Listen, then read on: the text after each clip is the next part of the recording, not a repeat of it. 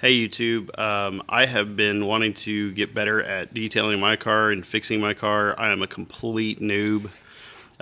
Really, I'm the kind of guy who just takes the car to the detail place and pays, 150 bucks to get it all done for me. But now with COVID and everything going on, I want to get better at this stuff. So I've got time on my hands sitting here at the house working from home. Not going anywhere. So, wanted to get better at this kind of stuff. I'd been kind of inspired by two channels, so I'm going to go ahead and put a link in here as well. But wanted to let you know about Pan the Organizer, like Peter Pan, who's a professional detailer who has a lot of really good reviews on stuff. I don't know if he's got this, but then the other gentleman that I watch is a guy by the name of Accord, like the Honda Accord 79. He's got a Nissan GX GT GTR, I guess is what it's called. Anyhow, those two guys, hop over to their channels. I'll put a link again if I can in the bottom here. Otherwise, go check them out. Let them know that I sent you over there. They've got a lot of great content. But back to what I'm doing here. So I've got a lot of caked on bugs and just guts and grossness that are kind of into the paint. I'm a little worried they might be etched in there because I'm such a detail noob. I knew to kind of rinse it off, but I didn't really get rid of it as soon as I should have. I'm such a noob, guys, that when I waxed my car about 6 months ago, or maybe less, but I've got all this wax overlay that I didn't get rid of, and it's all over the license plate black bracket, all this stuff. So I'm a total noob, guys. Hopefully that's exactly what you guys are looking for too, is somebody who is kind of trying to figure this stuff out as you go also. I have already done, as I may have said, had to cut and stop the video, so I apologize. But I've already done this side, and I'm telling you, man, this stuff is impressive. So you're going to see a lot of these are like, these are chips. These are actual rocks. This is a 2011, and we're currently in 2020. So there's some, this girl's seen some road time. Like, these are actual chips. These have nothing to do with bug and guts. In fact, I would say 100% of the bug and guts are gone. So this stuff works really well, guys. I'll show you how I kind of put it on. And the directions are dead simple. Shake it, spray it on the spots. You can actually do your whole car as a pre-wash treatment with this. I'm not sure, maybe if you live in an area that might make sense. I'm in Dallas area, Texas, and I've got a garage, so that's probably not what I'm going to be using it for. But I'm usually more the spot cleaning method. So you wait a minute and then you wipe it off. I've been wiping it off with a bucket with a Chanel mitt, and then kind of wiping it off clean with a mitt because I just didn't want to leave any debris or residue on there. But let's get to it and show you guys how this stuff goes on. It is thick. It stays in place, which I really like. A lot of stuff that you'll use seems a little bit waxier. So let's go in here and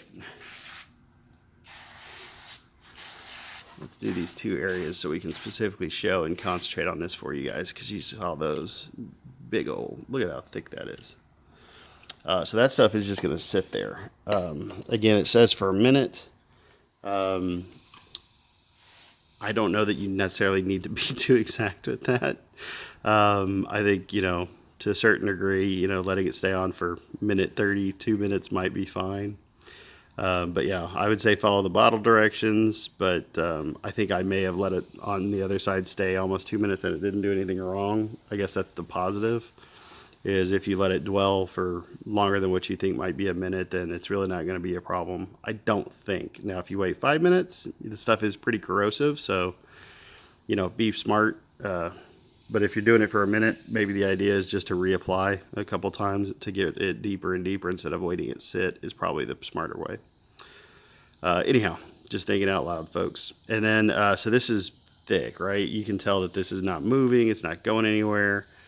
So it's doing its work. Instead of me having to scratch at the paint or do anything that's going to hurt it or anything like that, this stuff is just going to town, eating up all the blood and guts, all the grossness. Anyhow, I hope you guys are good with COVID all going on and everything like that. And if this is beyond COVID, I will be happy to know what the world is like.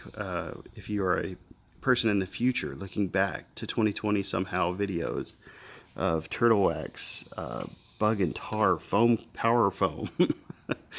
Anyhow, so I'm going to go ahead and say that that's been a minute, and I'm just going to come in here and very lightly, almost no pressure. Seriously, almost no pressure, like barely, like, I don't know, very light, for lack of a better term. And we're just going back and forth. I would not recommend swirling, especially on the paint side. But I'm very lightly. Basically, I'm just wiping it, as I'm not rubbing it, I guess is what I'm trying to tell y'all. I'm assuming that the product is what's doing all the work, and I am just merely moving it out of the way.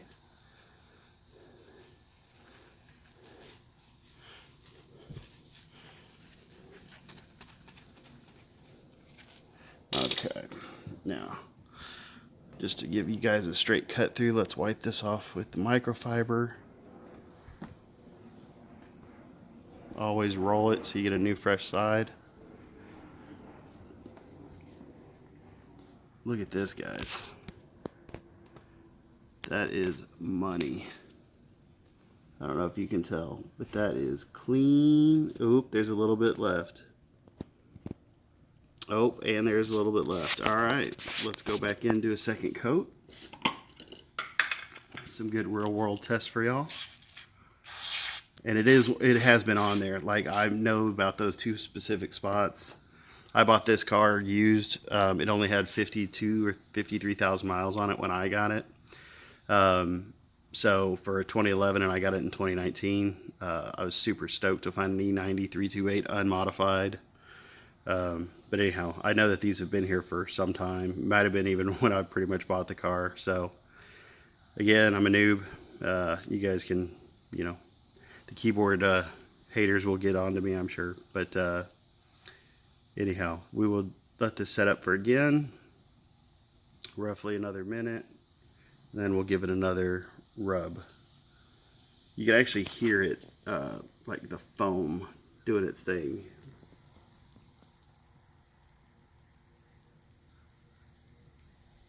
Hopefully that's coming through on camera, but I'm sitting, 2 feet from this, and I can actually hear it going shh, which is pretty neat.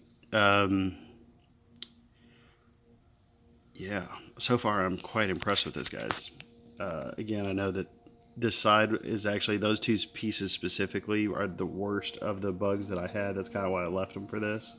This stuff did such a good job on the left side that I was like, oh man, I should post this. Like, this is the kind of stuff like a noob like myself would wish that they could find a video about. Instead of a professional detailer, telling you, that they're sponsored by Turtle Wax where they're getting all their stuff for free.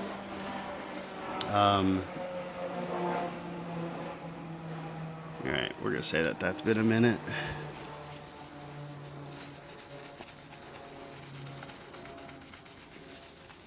This is a bug sponge.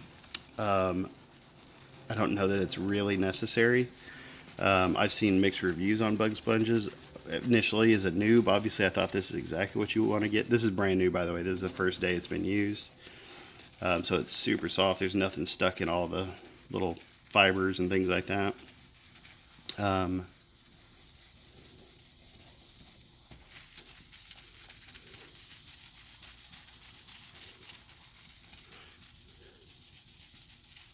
But a bug sponge, it's just got a little crosshatch pattern that, ooh, look at all that stuff it's grabbing. That just, like it's just showed, it grabs onto things and kind of holds it a little better without being a purely flat surface, which I assume is good. As long as, again, you're not too corrosive with it and pushing too hard. Abrasive is the word I want, not corrosive. Alright, now, let's wipe this down.